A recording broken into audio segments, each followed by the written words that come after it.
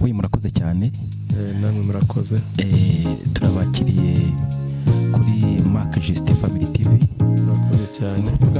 Tuzaho ibiganiro by'ubukamana kugira ngo dusobanurire abantu inzira y'agakiza. Turabizi neza ko mu nsengero iwacu bagenda bitubwira, haba muri Katolike, muri ADPR, muri Restoration, muri Zion, ahantu hose bagenda amashami yose bose icyo tubona nuko bagenda batubwira ubutumwa bwiza bwa Yesu Kristo. Namaze kumenya yuko harimo ubutumwa bwiza bushobora kuza bukagusanga mu rugo, hakaza ubutumwa bwiza bushobora kuza bugasanga igihugu, ariko hakaba n'ubutumwa bwiza tugateranyeho bwa Yesu Kristo. Turakwakiriye kuri Mark Justin Family TV, ariko bya byose dusengera Imana, tweragize Imana kwa kino kiganiro tugiye kuganira. Murakoze. Mana warakoze kuko social media wagiye ushyiraho ko ari kugira ngo ubutumwa bwawe bwamamare ku isi, atari kuvuga ngo niko twagiye mu rusengero cyangwa twagiye mu kiliziya mu matorero atandukanye. Oya, nuko wagira ngo abantu bose badashoboye kubona uwo mwanya nabo bumve ijambo ryahumetswe nawe. Reka rero rigire umumaro buri muntu wese urimo kurikira iki kiganiro tugiye gukorana na MC Justin, kuko ni social media igenda itangaza inkuru nziza yuko Kristo ari umwami n'umukiza. Reka abantu barushaho gusobanukirwa urukundo wadukunze, kuko wadukunze tutari twakumenya, ariko twarakumenye ko twabonye umuhuza hagati yacu nawe, nta wundi ni Kristo. Ndagushimiye rero kuko n'abandi batari bakumenya bagiye kukumenya kubwiganiro byiza turi bugirane aha ngaha. Urakoze, ni mu izina rya Kristo tugushimiye. Amen. Amen, amen. Pastor, njye nkunda kwita pasiteri, ariko tugwaye ikaze kuri Mark Justin Family TV. Ubwo ni inyuguti ya ma na ca na Justin Family TV. Mbese ugushaka kugira ngo abantu barebe ibiganiro byacu bitambuka umunsi ku munsi, nuko bagenda bakandika muri YouTube, muri telefone zabo, barangiza bakahita babona ibiganiro by'ijambo ry'Imana. Pastor, ubundi amazina ye bwite witwa nde? Amazina yanjye ni Hategekimana Innocent. Hategekimana Innocent, evangelist na pasteur, kandi nabyo mu biganiro twagiye dukorana nuko nabyo ndabyemera, kuko bavuze tutusengera abapasiteri babyigiye, kuko nanjye ndimo, nawe urimo, ko diplome yanjye iremewe rwose. Ndavuga ngo wemerewe kuvuga ubutumwa bwiza cyane, ndabyemera. Mbese waba nka Pawulo? Waba nka Pawulo cyane. None se pasteur, ngarutseho gatoya, wumva waba nkuye muvuga ubutumwa mwiza, wumva ndakubaza ibintu bibiri. Reka tuvuge mu isi ya kera, yenda mu gihe cya Yesu Kristo, ariko none reka tuvuge n'ubu ngubu waba nk'icyitegererezo cyane. Nk'ubu ngubu ujya ubyara umwana, wamara kubyara umwana atangiye kumenya gukura, ageze mu myaka 4-5, atangiye kumenya ubwenge, ukamubwira uti mwana wanjye wumva uzaba iki? Ati ngenza aba perezida. Wabaza undi, ngenza aba umusirikare. Wabaza undi, nzaba umuganga. Ubwo urumva umwana biterwa n'uburyo aba yarebye, akaba yenda yagiye kwa muganga, akabona ukuntu umuganga avura neza, akavuga ati nanjye nzaba muganga. Ejo bundi hari ikiganiro mperutse kora cy'umuntu umwe ntababwiye, ariko nta nubwo nanamuhisha kumuvuga kuko nkunda kumukurikirana cyane, yitwa Israel Mbonyi. Yavuze ko mu myigire ye yigaga avuga ngo arashaka kuzaba umupilote, ariko kugira n'umunsi rwose ndamukunda, yabaye umuvugabutumwa akoresheje indirimbo, bituma yamamara ku isi yose. Uyu munsi none nubuye muntu wumva, ubwo ndavuga nk'abantu babiri, mu gihe cya Yesu mbere, ubu wumva wafata icyitegererezo, n'ubu ngubu ninde wumva wafata icyitegererezo? Icyitegererezo ngiye nabona mbere ku muntu wa mbere ni Dawidi yakundaga Imana kandi akabigaragaza atitaye ku cy'Imana yamugize cyo. Yari umwami, ariko ibyo by'ubwami n'agaciro kabe ntabwo yabihaga agaciro. Yaravuga ati yewe ngomba gukorera Imana, kuko niyo yantoranije. Uribuka abwira umugore we Mikali, arimo agenda asimbuka yishimiye, ageza naho ngo n'umwitoro waguye, umugore agira naho amubwira ngo uzikuru wabaye nk'umupfapfa. Niwe yamubwiraga ati niko genda ishimira Imana yanshyize ku ntebe so yari yicayeho ingira umwami. Ndayibyina cyane, reka ijambo ry'Imana rivuga. Ariko umwari abagaraguriye bavuga ngo baranseka, bazakomeza banyuye ko genda umwami, ariko genda nimwe nabyinira iyo Mana yanshyizeho. Nari umushumbi kantero kamvana mu bushumikazi kanyicaza ku ntebe so yicaye ubwami, nge nzakomeza kubaho, ariko iyo Mana niyo ngomba gushyira hejuru. Amen. Nanjye niyo mpamvu rero mvuga ngo nanjye nakurikira Dawidi.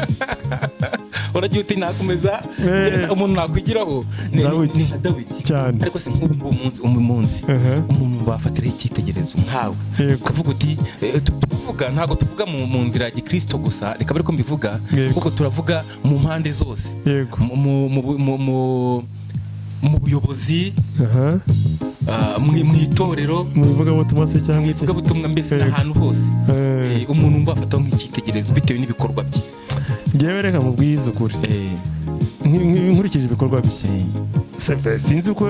sinzi nimba ari uko ye nasenye muri iryo torero, buriya nka Poso Gitwaza ajya ampa inyigisho kuko avuga n'amateka y'ibyabayeho, avuga ku bwoko bw'Abisiraheli, ku bantu, ku buyobozi. Perezida wacu Kagame, Paul Kagame ni umuyobozi pe, ntabwo ajya avuga ngo uri igikarurinzo, uri mugufi, uri muremure, mwese bafata kimwe. Ni umuyobozi mwiza, ndabizi neza ko afite umwuka w'Imana uri utuma iki gihugu cyacu kigeza. Mbese bivuge ngo uramutse habayeho kumutora nka manda y'imyaka nk'ijana na 50, ngiye ku buzima bwanjye bwo kubaho kwanjye nyiri hano ku isi imyaka 700. Ahubwo ntago mbaciye mu ijambo, nanjye ndi nyuma ya kamera, azagumeho burundu. Urumva uyu ni umwana kuri twebwe. Noneho ngewe tekereza nka Innocent wavutse wambaye ikizibaho cy'umukara kitajya n'agakabutura, uyu munsi nkaba nsigaye nshyiramo ka karuvate, nkambara inkweto, nkaryama heza, nkatembera neza, nkajya aho nshatse, mfite amahoro yose asesuye. nta wundi tuyakesha. Ni uko abantu tuvuga, abantu bakavuga ngo ni ukukuririza, nyamara perezida wacu Kagame ni ukuri yaba n'umwami w'isi, Imana iramutse bikunze, ariko ayobora neza n'abandi benshi. Aho nashoboye kujya mu bihugu bidukikije bya hano hafi, bafata mufite perezida mwiza wamuduha ngo tuyobere nko mu gihe runaka. Iterambere dufite muri iki gihugu, amahoro dufite, n'aya mashuri twize bamwe dushaje, nta wundi tuyakesha. Ntahandi ushobora gusanga umuntu ushaje arimo kwiga. Ntabwo byo kuba narize nka minuza nkajya gute, ariko kubera icyo gihe ubuyobozi bwari buriho batumye nsubira hasi. Ariko Imana ishimwe n'ubu ngubu kubwanya kuba perezida wacu w'igihugu cy'u Rwanda, n'ubu najya ku ishuri biremewe rwose, biterwa n'uburyo naho mpagaze, mfite ubwo bushobozi najyayo. Gadi ari nyuma ya kamera arimo aragira ati ngewe namuha kubaho igihe cyose, mbese ashobora no kuyobora isi yose, niko arimo kutubwira Gadi. Mbese nawe ni kuri kubyumva se? Yewe ntacyo nabona uretse kumwifuza kurama.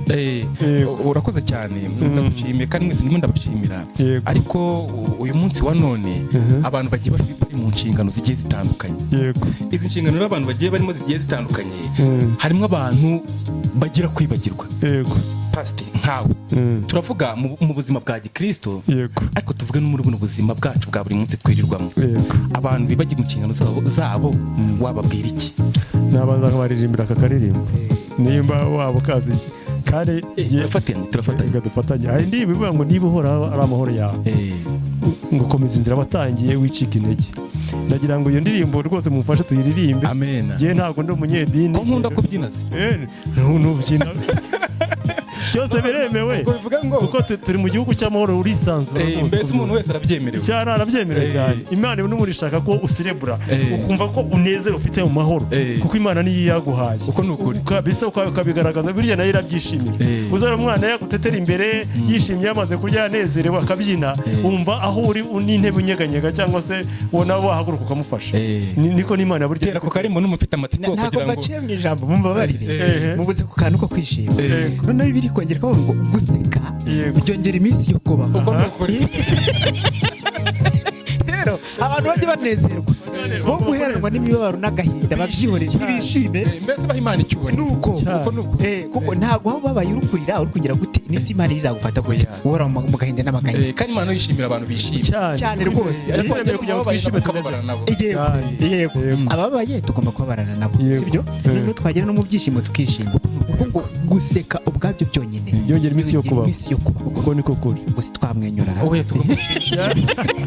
kandi ngo kuririmba burya ni nko gusenga kabiri, gusenza inshuro ebyiri, kandi buririmba ibiri muri Bibiliya. Hategeka Imana Innocent arimo aratubwira ngo afite indirimbo ashaka ko turirimba. Reka turirimbe mu kabyaro, usanga tuyizi turagendana, usanga iryoshye. Pastor wongera udusubirire munsi. Urakoze cyane. Iravuga ngo niba uhoraho ari amahoro yawe, niba uhoraho ari ari ibyishimo byawe. Komeza inzira watangiye, wicika intege, wahisemo neza, Nyagasani muri kumwe. Haleluya, amen. mwambabare tukongera nukuri nta mategeko abihana. N'abadukurikira nabo rwose iyo ndirimbo bafashe niba ihora ari amahoro yabo, kuko uhoraho niwe waturemye kandi aratwishimira, ashaka ko tubaho tukanezerwa. Iyo ndirimbo irimo inyigisho kandi nabo nzi ko ibagirira umumaro. Waba urwaye ni ukuri urahita ukira, waba ufite agahinda n'umubabaro Imana irakugenderera unezerwe. Reka tuyisubiremo iyi ndirimbo rero. Tuyituye abakatolike badukurikiye kandi bakunda kudukurikira umunsi ku munsi. Turabishimira n'abavandimwe bacu, kandi tujya tubona muri komenti banditse bakavuga ati rwose mugerageze mushyireho n'indirimbo z'abakatolike. twaje Mark Justin Family TV. Tubibutse Uwiteka niba uhoraho niba ari amahoro ye. Dusuhuje abantu bari hari hakurya y'inyanja, dusuhuje abantu bari mu Bwongereza, rwose zacu ziri hano i Burundi, Bugande. Imana ibishimire bambi. Dusuhuje inshuti zacu ziri hano i Kigali, yewe n'abantu bari hano i Muhanga turabasuhuje. Niba uhoraho ari amahoro yacu. Reka tutangire. Niba uhoraho ari amahoro yawe, niba uhoraho ari ibyishimo byawe, komeza inzira watangiye, wicika intege, wahisemo neza, Nyagasani muri kumwe. Niba uhoraho ari amahoro yawe, niba uhoraho ari ibyishimo byawe, komeza inzira watangiye, wicika intege, wahisemo neza, Nyagasani muri kumwe. Haleluya, haleluya. Pastor Kristo Yesu akuzwe. Amina. Haleluya. Rero icyo turi kuvuga ngo niba uhoraho ari amahoro yawe, ngo tubigenze gute? Ukomeza inzira watangiye. Yes, inzira watangiye, nimba Imana yaguha inshingano zo kwita ku rugo, zibwiteho. Witatira izo nshingano Imana yaguhaye. Nimba yaraguhaye kuba umushumba wo kuyobora itorero, umushumba wite ku ntama Imana yakuragije, nkuko na perezida w'igihugu yita ku baturarwanda cyangwa se ku baturage Imana yamuhaye kuyobora. Niyo mpamvu nawe afite iyo nshingano yo kwita ku baturage Imana yamuhaye kuyobora, akabashakira iterambere, akabashakira amashuri bakiga bakajijuka, ndetse tukabona n'umuriro, tukabona amazi, tukabona amavuriro, tukabona imodoka zitugeza aho dushaka kugera. Ibyo byose ni Imana yamuhaye izo nshingano, akatubera amaso. Kuko umuyobozi agomba kuba umugaragu w'abayobora, ntabwo ari ugomba kwishyira hejuru. Abo uyobora nibo bagira iyo nyota, akavuga ati cyaduha runaka uyobora itorero ryacu, agakomeza akatuyobora. Cyangwa se perezida wacu w'igihugu, ngo turimo tuvuga nyakubahwa perezida wacu, perezida Paul Kagame, tuvuga cyaduha Imana imwongere kurama, azongere n'izindi manda, azatwemere kuziyobora. Kuko je mfite byinshi namwigiyeho, kandi urabona ko nariyeho ku ngoma ya Kayibanda narindiho, ku ngoma ya Habyarimana narindiho, nawe nagira umugisha wo kugira no ku buyobozi bwiza, none ugira ku ngoma y'amahoro. Mbese ingoma nziza. Mu gihe twavuga muri komine, twabyitaga komine, ujya mu yindi komine ariko ufite resepasi, notekereza ufite ipatante, ukikwere kandi baguha n'iminsi uzagarukiraho. Mu gihe noneho uyu nguyu uwo yatwemereye ahubwo kugira za pasiporo mpuzamahanga international, isi yose ukayizenguruka, ushobora kuva i Kigali waza i Gitarama mbere, ubundi baraza gufite agapatante kawe, umusoro ugenderaho. cyane na resepasi kwemera ahubwo kutarenza n'iminsi runaka. Ariko uyu munsi wa none ubu ngubu usigaye uva i Kigali ukagira Gitarama nta kibazo, ukavanga ukajya i Bugande na ijoro ryose nshobora kurara ngenda, ukajya muri Amerika cyane ahantu hose nahemerera, ukajya i Burayi hose. Amen. Haleluya. Rero pastor karamba bakira babagaho mu buryo bw'ubukoroni cyane bari baragowe. Ubwo hakina ngiye kubaza pastor ibyo turi kuvuga ku nshingano cyangwa se uburyo umuntu akwiye kugira inshingano zo kuyobora, ni naho usanga cyane cyane ubona nka papa nawe agira inshingano zo kuyobora, ugasanga abakristo kuva kuri wa mukristo wawe undi w'umwana urimo kwigira ukarisitiya. Urabazi abana bato bigira ukarisitiya, bigira guhazwa, gukomezwa, nawe abazi papa. Ugasanga noneho na papa nawe ubwe abakristo baramukurikira, haba mu itorero rya katolike, haba no mu yandi matorero, ugasanga bose nabagize gute, bose baramukunda. Pastor urabivugaho iki ku nshingano papa aba afite mu itorero cyangwa se mu isi yose? Yes, papa afite inshingano zo kwita ku ntama za Kristo, akabigisha ijambo ry'Imana, agakurikira Kristo, kuko nizo nshingano yahawe, kuko ni umushumba uyobora itorero cyangwa se kiliziya gatolika hano ku isi. Niyo mpamvu rero ari urugero rwiza rw'abantu bafite kwizera. Papa ntabwo ari we Imana, ariko we ahagararira Imana, na ambasaderi w'abakristo n'Imana, niwe uhagarariye Imana mu cyimbo cy'Imana. Burya n'umushumba wa pasiteri burya azabazwa. Niyo mpamvu Bibiliya ivuga ngo twahawe byinshi kandi tuzabazwa byinshi, kandi Bibiliya ikongera ikanatubwira ngo uzi gukora neza ntabikore bimubera icyaha. Wabyumvise neza? Niba ufite iyo nshingano yo kuyobora ukaba utabikora, cyangwa se ukaba ufite inshingano yo kuvuga ubutumwa ukaba utabuvuga, ni ikibazo imbere yawe, uzabibazwa imbere y'Imana. Na papa rero nawe afite abahagarariye b'itorero katolika, n'abayobora mu nzira nziza yo kwiyemera Kristo, azabigororerwa, kuko nizo nshingano Imana yamuhaye. Nkuko na nyakubahwa perezida yabivuze, yavuga ati aba bantu mubona nzababazwa imbere y'Imana, kandi niko kuri, azababazwa ko bafite inshingano zo kutuyobora, atuyobora neza, twe turamuvuga.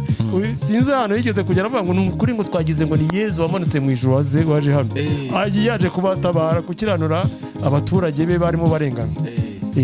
Nta guciye mu ijambo, hari abantu bajya bakunda gukuririza ngo papa, ngo umva muvuga ibintu bitari byiza, ariko burya kandi nzi yuko ari uhagarariye Imana ahangaha, mbese mu muhuza mu muntu, mu mukristo n'Imana. Yego, wowe ubivugaho iki? bari yasinzi, ni imitekerereze yabo iri hasi. Ubundi papa ni umukozi w'Imana, agomba gukora inshingano ze nk'uko Imana yamuhamagaye. Biriya bavuga ngo afite ngo umubare 666 ngo ibyo ni ibinyoma, niko antikristo nyine akora, niko abantu bashaka kwivugira kugira ngo bamubonemo uko atari umuntu, mbese batoranijwe n'Imana. Ibyo by'imibare 666 tuzabyiga mu gitabo cy'ibyahishuwe. Antikristo azatanga icyo kimenyetso, agiye abantu bamuyobotse kandi abizera Kristo baragiye mu bwami bwo mu ijuru. Aho niho icyo kimenyetso kizakora. Sinzi rero ahantu babikura. Hari kandi kantu ndimo kwiyetekereje, tubazana na Gadi uri inyuma ya kamera, turi kumubaza ati umuntu nka papa kurangira ndamukunda cyane, kuko nabaye n'umukristo w'itorero katolike. Ndabyibuka cyane iyo twajya tujya guhereza padiri twambaye tumeze neza, yadutozaga inzira ya gikristo, akababwira kugera n'uyu munsi burya ibyo umuntu byose yakwigira. Irya nzira badutozaga twambaye amakanzu tukagenda, bakatubwira yuko kunywa divayi birabujijwe n'icyaha. Burya no mu buzima busanzwe byatumaga umuntu akura yubaha Imana, yubaha inzu y'Imana, yubaha n'abamukuriye. Kandi noneho wakwitegereza wari buryo padiri atuyoboye, ugasanga mu by'ukuri bye ntago akuyoboye nabi. Ugasanga abana baramukunda, abakecuru baramukunda, abasaza baramukunda. Ndimo ndibaza pastor, nkubaza reka tubaze na Gadi uri inyuma ya kamera, buryo abantu abasaza bagukunda, abakecuru bakagukunda, abagabo bakagukunda, abana bato bakagukunda, burya waba uyoboye nabi? Ni ukuri ubuyoboye neza, nta nabirimo. None se ubundi reka nongere ngaruko kano gatoya, ubundi kuba yaza akaba uhagarariye Imana nk'uko bavuga ati ni nk'ishyari simisi wenda ngiye nabivuga ngo ni jyewe, ubundi kuba yahagararira Imana ni ikosa? None se ko tujya mu birori, mu bukwe, nkavuga ati Justin umubyeyi wanjye yitwa gutya ntawe ngifite ugomba kuba uhagaze mu cyimbo cy'uwo mubyeyi uzaba wakoze ikosa kuko uhagaze mu cyimbo cy'uwo mubyeyi oya biranemewe ntabwo rero ayoboye nabi iyo bagiye kwandika kuri invitation baravuga ati umuryango wa runaka uhagarariwe na runaka nta kosa riri yego biriya rero nkeka yuko biriya abantu bagenda bavuga ngo papa ngo afite ibi n'ibi ngibi ngo yayoboye gutya itorero nabi nyine umuntu n'abantu bashaka kwivugira ni ya myumvire no gushaka umusebya yego ariko papa ni umuntu ukomeye ni umukozi w'Imana wese ni umuhuza w'abantu n'Imana kandi ayoboye intama cyane nyinshi cyane niyo mpamvu rero abantu batagubye kumuciraho iteka ubundi Bibiliya iravuga ngo iyo twibutse uburyo Kristo yakuze ngo yakuze akundwa n'Imana n'abantu yego bakongera bakavuga uriya mukozi w'Imana witwa Samuel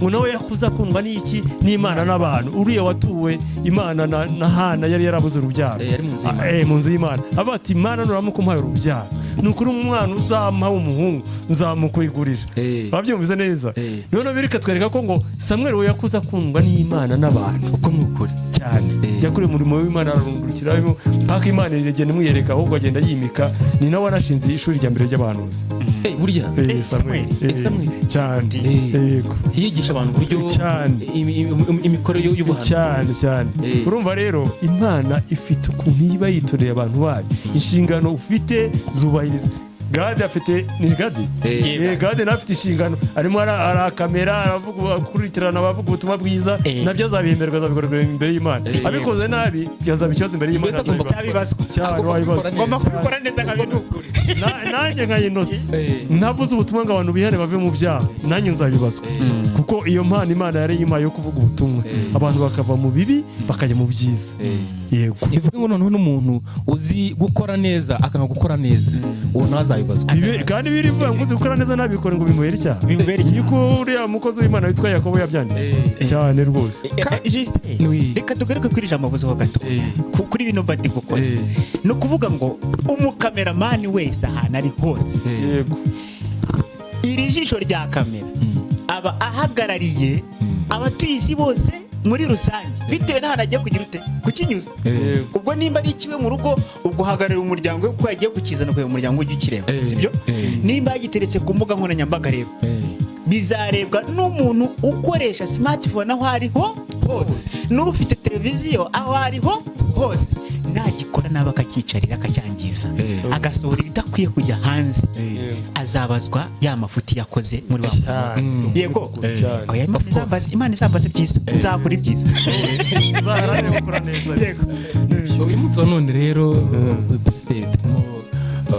turaganira tuvuga ngo inshingano umuntu akwiye gukora ariko cyane cyane twe turi guhagarara neza ariko turi ku musaza bita papa w'uyu munsi ndagira ngo tubwire abakristo bose mu matorero yose ko ari umuntu wo kubahwa cyane umuntu wo kubahwa kuko intama uburyo aziyobora ko njya baziyobora ntabwo yigeze papa yigeze avuga ngo muzicane ntabwo yigeze avuga ngo nimwangane cyangwa nimugire gute atoza abantu amahoro atoza abantu gukundana sibyo kandi iby'Imana dushakaho ishaka ko tugira ubumwe ishaka ko dukundana ishaka ko tugirane mbese kwizera Imana yaturemye tukagira izo nshingano kandi tukayobora n'ingo zacu neza imiryango yacu ikagubwa neza hari ikintu nabonye kandi kiranshimishije ndebe nk'ukuri papa umaze gutanga muri kino gihe yari mukuru yari umusaza mukuru ariko ndibaza ntago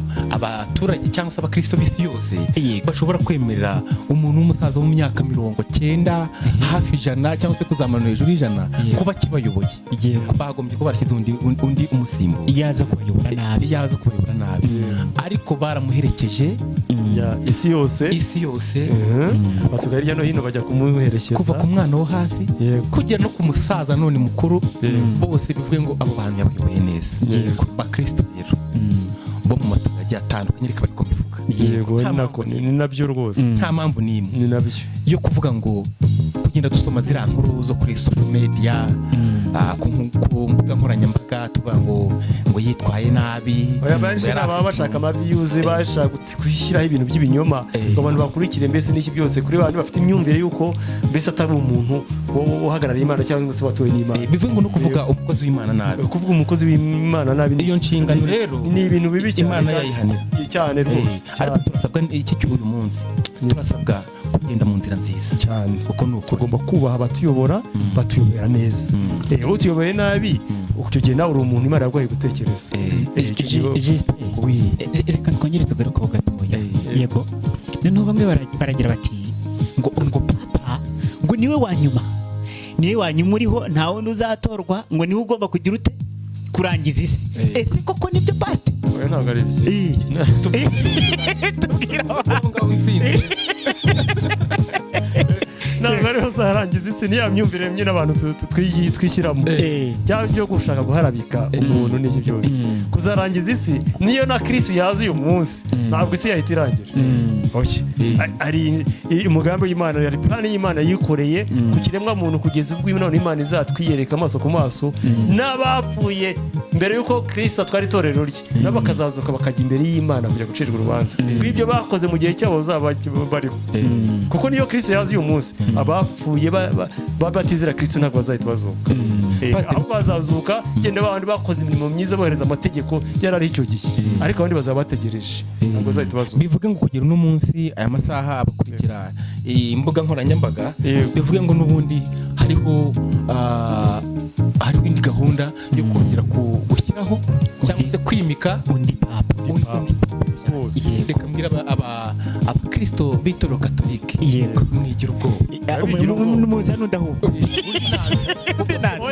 Impamvu n'abaciye mu ijambo mu 2000 sinzi, ariko wowe wari uriho ndabyibuka. Mu 2000 benshi baravuga ngo imperuka irabaye. Yego, hari abenshi baraye mu buvumo bafite za buji, hari n'abandi bagiye kurara mu nsengero cyangwa mu kiliziya, hari n'abandi baribye bavuga ngo imperuka yaje karabaye. Ibihugu bituma baba bakene. Kubera iki? Kubera kudasobanukirwa ijambo ry'Imana cyangwa se kutumvira abayoboye, bakagenda mu kigare cyandi majwi bumva y'abandi bantu bari hanze aha. Hari n'abababwira ngo muraze bodaboda hanze ngo Satani ari buze bazitware nijoro ngo bazasigara amahoro. None se pastor, reka twongere tugarukaho gatoya. Yego, babivuga bashingiye mu byanditswe muri Bibiliya, muri Daniyeli, simbizi ntabwo ngenda bisoma, wenda bazabidusomera cyangwa se nawe wazagira umunsi ubidusomeraho.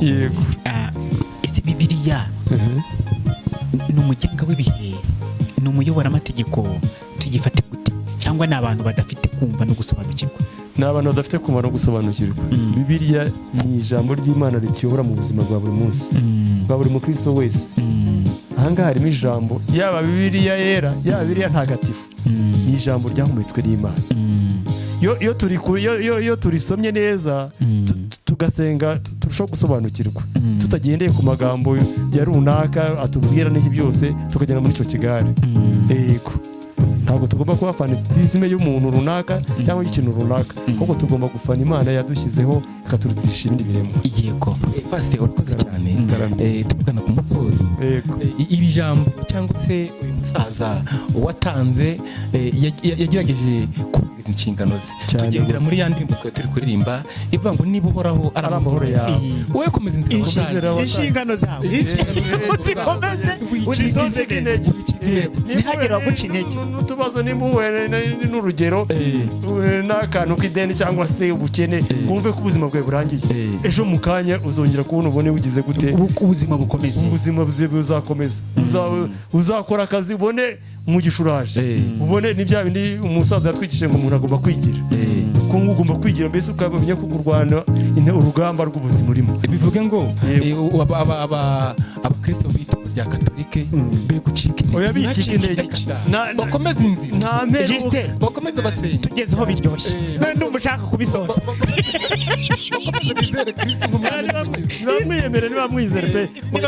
Yezu Nyirimpuhwe arahari pe, arahari, kandi izo nshingano ze kuko yaje gukiza abantu imibabaro, yaje gukiza abantu indwara, yaje kwambara agahinda, ababuze urubyaro bakarubona, bazajwe n'indwara bakayikira, bazajwe n'ubukene bakabuvamo bakabakira. Yesu arabishoboye.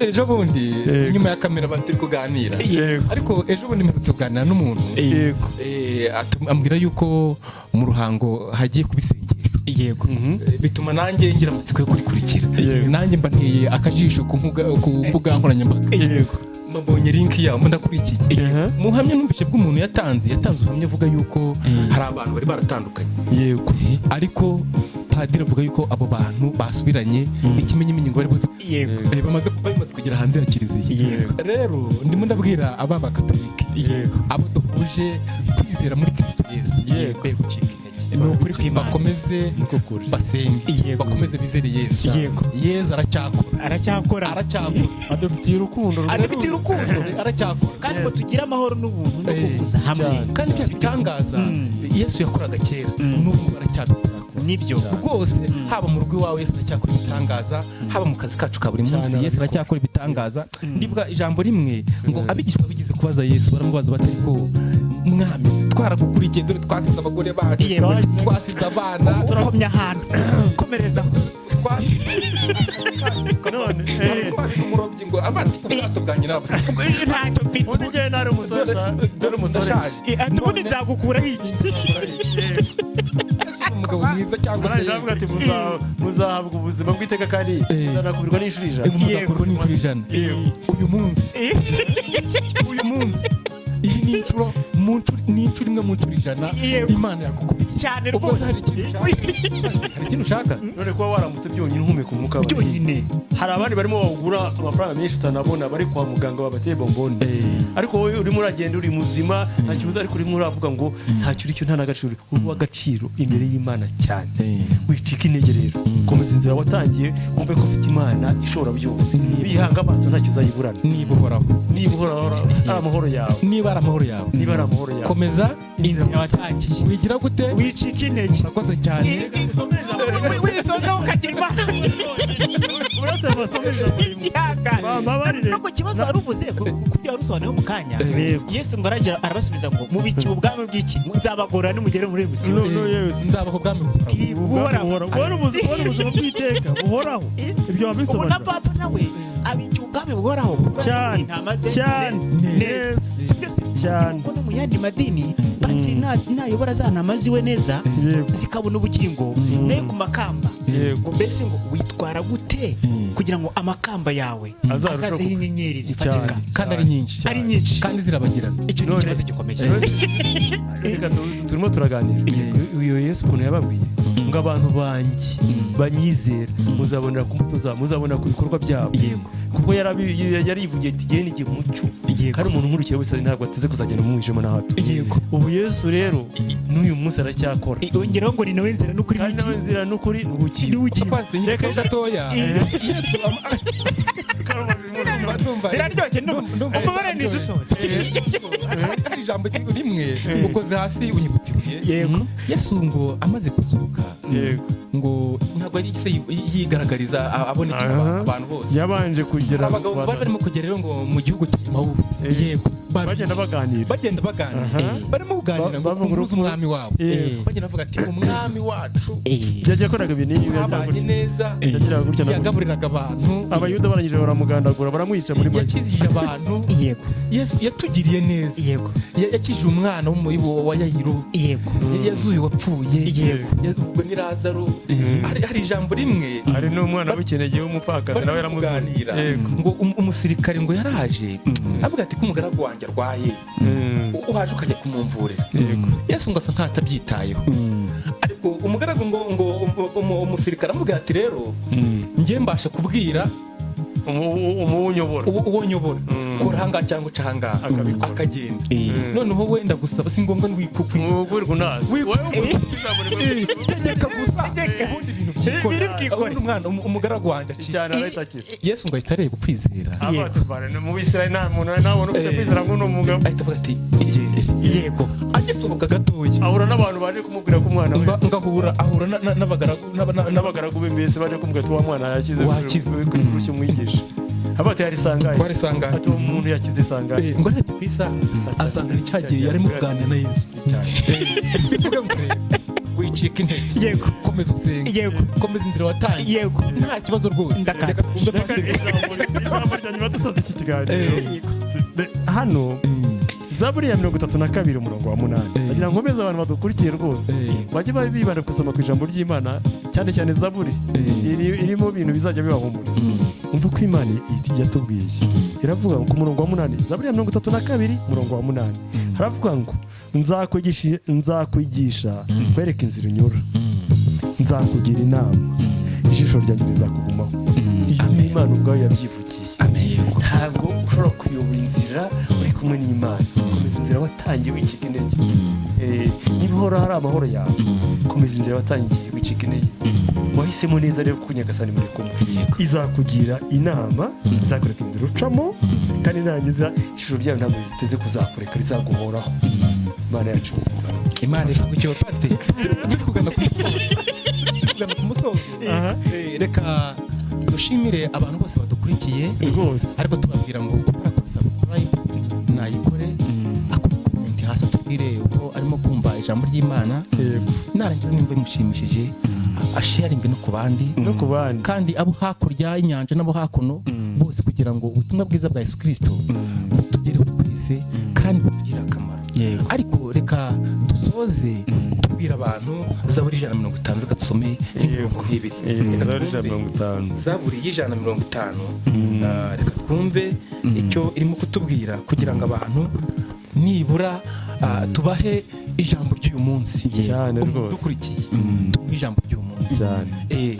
Haravuga ngo mushimire Imana ahera hayo, yego, muyishimire mu isanzure ry'imbaraga zayo, yego, muyishimire iby'imbaraga yakoze, yego, muyishimire nk'uko bikwiriye gukomera kwayo kwinshi, yego, muyishimishe ijwi ry'impanda, yego, muyishimishe neberu n'inanga, muyishimishe ishako n'imbyino, muyishimishe ibifite imirya n'imyirongi, muyishimishe ibyuma bivuza amajwi mato, muyishimishe ibyuma birenga, ibihumeka byose bishime Uwiteka. Ibihumeka byose, ako turebye ibyo Imana yatatse isi koko, ibihumeka byose, ukareba ibihumeka, ukareba amazi y'inyanja n'iki byose cyangwa n'icyo hari hose tugenda dutembera, ubona Imana itarakoze ibintu. Imana yakoze neza. Ijambo ry'Imana tukomeze tukariganira, biba biryoshye, riba riryoshye, bwakira bugakira, bwacya bukira. Umuntu n'ikindi kibazo njyaho mwari tuzakiganira ariko ikibazo kibaza ngo ni bande babanje kwamaza Yesu mbere ko yazutse. Icyo kiganiro rero harimo abantu bazahembwa byinshi abandi bagahembwa biki. None icyo ngicyo gusubiza mu ncamake ni hahandi Yesu yavuze ngo abahawe itarenti, yego, kuko hari abahawe 5 baragenda bazibyaza umusaruro ziba 10, abandi bahabwa 2 ziba 4, undi ahawe 1 aragenda arabika. Ni za mpano Imana yaduhaye rero, twarangiza bamwe tukazibika, abandi tukazikoresha hirya no hino zikabyara umusaruro, nkuko yaguhaye kwiga ukamenya ibya IT, ukamenya ibintu by'ikoranabuhanga, ukaba urimo ufata amajwi abakozi b'Imana kugira ngo ubutumwa bw'Imana bwamamere ku isi yose, nkuko n'undi yamuhaye kwa pastor ngo yigishe abantu babwire iby'ubutumwa bwiza cyangwa iby'inkuru nziza, ba papa, ba president n'iki byose bakayobora abaturage Imana yaremye. Ibyo buri muntu wese nizo talent Imana yaduhaye ngo tuzibyaze umusaruro. Ubwo rero imbere y'Imana buri muntu wese azabazwa ibyo. Murakoze dushimiye kandi dushimiye Innocent za kwemera kuganira natwe, tugashimira Gadi official uri kuri kamera, nawe turamushimiye cyane. Dushimira mwebwe mwese n'abake na za nimero bazifate, kuko hari uwavuga ati karakano ko nakumvise neza yazansobana akazaca mu gikara kambaza, kuko ndabyemerera rwose n'abandi mu kazi nzagusobanura. Pastor tubwire nimero zawe. Nuko nimero zanjye ndazitanga ni 078 078 16 16 53 9 amazina ni Hategekimana Innocent. Hategekimana Innocent, turagushimiye rero, turagushimiye kwemera kuganira natwe kandi ndizera ko ubutumwa bwiza burakwira isi yose mu mahanga yose kandi Imana yo mu ijuru ihabwa icyubahiro kandi Imana yo mu ijuru ihabwa icyubahiro rwose kubwira ijambo. Reka turangize rero dusenga Imana kuko uyu munsi Imana yaduhaye yacu rimwe mu nshuro 100 izakubira abantu bagendanye nayo. Pasi dusengera Imana. Urakoze cyane. Imana kugushima ntabwo dukoze isoni. Haleluya. Ijambo rya ratubwira ngo ntawe kwiringira n'umwe uzigera gukorwa n'isoni. Ahubwo bava mu masezerano ari nta mpamvu bazakorwa n'isoni. Reka buri muntu wese wumvise iki kiganiro Uwiteka gukora ku mutima we yumve ko ari we Imana yamuremye, yumve ko ari we Imana imubeshejeho nta kiguzi yatanze, yumve ko ari we Imana imucira inzira, yumve ko uzajya umugira inama nta kwisunga nuko uzamukomeza mu buzima bwa buri munsi. Ndetse n'abatari bakumenya turabasengeye kugira ngo bagusobanukirwe kuri Imana ibera hose icyarimwe kandi ishinzwe buri kiremwa muntu cyose ukiva kikagera kuko watumye mu ishusho yawe. Ishusho yawe soko turi inzobe cyangwa ibikara cyangwa barebare. Ishusho yawe ni amarangamutima waduhaye yo gusobanukirwa icyiza n'ikibi, yo kumenya urukundo wadukunze ngo natwe dukundane. Izo nshingano waduhaye buri muntu wese akunde mugenzi we nkuko nawe yikunda. Ndagushimiye rero ko wari wowe watumye ikiganiro kigenda neza, Uwiteka ubihererwe icyubahiro. Abadukurikirana nabo bahabwa umugisha nawe kandi abafite inyota yo kukumenya no kuri Umwuka Wera biyereke Roho Mutagatifu abatayeho ni cyo mbifuriza. Urakoze rero kuko ari wowe ugize neza, ukomeje gutanga amahoro aganze ku isi yose kubwo urukundo wadukunze. Ndagushimiye, reka icyubahiro gikomeze kibi cyawe haba none n'iteka ryose mu izina rya Kristo umwami n'umucunguzi wacu. Amen. Amen.